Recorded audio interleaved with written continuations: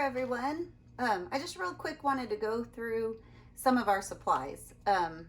So the big one is we're going to use this mixed media book, and it has a 98-pound weight for the paper, and it's meant for mixed media. So that's why we're using this instead of a traditional sketchbook, so that the paper can hold up to all different types of materials, specifically marker, wet media, graphite, and so forth.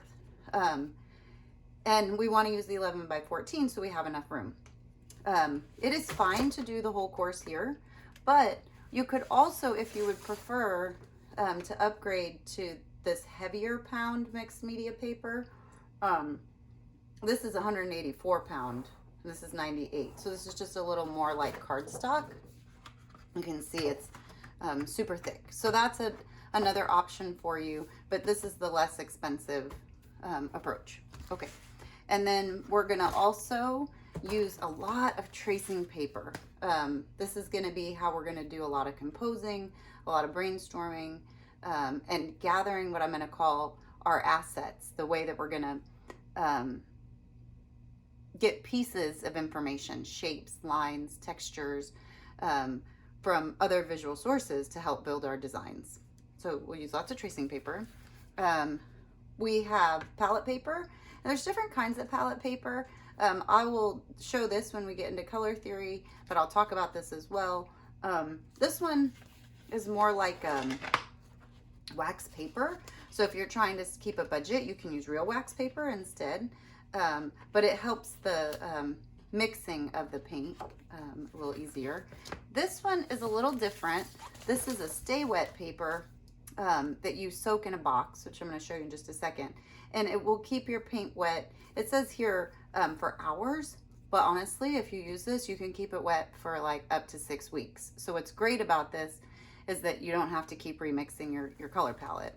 And the box is this. You could also do a cookie sheet with plastic wrap over it, but it's a little bit of a hassle, but it's a way to save money. Or even like a Tupperware box that you would like have a lid that is big, something like that. You can use it for oils, you can use it for acrylics. There's all different kinds of options, and it seals really tight. Other options for this is that you can, if you like this method, you can buy safety glass inserts, you can buy wood inserts and so forth, and that can help you have some different options so that it is not disposable like the other ones. So we will get to all of this when we start painting. But to start, we will be using the tracing paper, the mixed media board, or the mixed media book. And then the big chunk of the class is going to be done with graphite. Cheaper version would be like Bic mechanical pencils or just office pencils.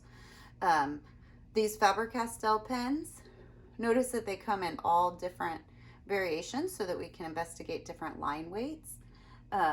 We can use other kinds of markers similar if you want. So like Sharpie markers, micron markers, different varieties, bigger Sharpies. But there's something really nice about the Faber-Castell, and they work nicely over the acrylic when we get into painting. You have a white gel pen, so you can do a little detail work on top of darker values, and then a black and white acrylic Posca marker.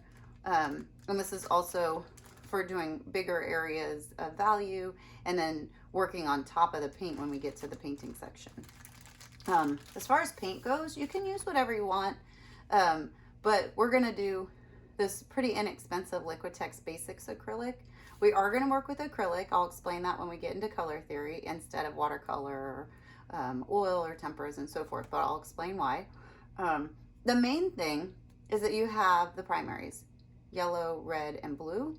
A lot of your starter kits will come with the green, which I'll explain why, and then you want a white and a black. So that's the kind of the core colors that you need are the primaries, black and white. So whichever brand you want to use, but this is really inexpensive. This is not totally critical, but it sure helps create straight lines, and it helps you stay organized in the studio. So this is an option. If you want having some low tack tape, And then a pack of brushes. I'd vote just inexpensive multimedia brushes, watercolor, oil, acrylic.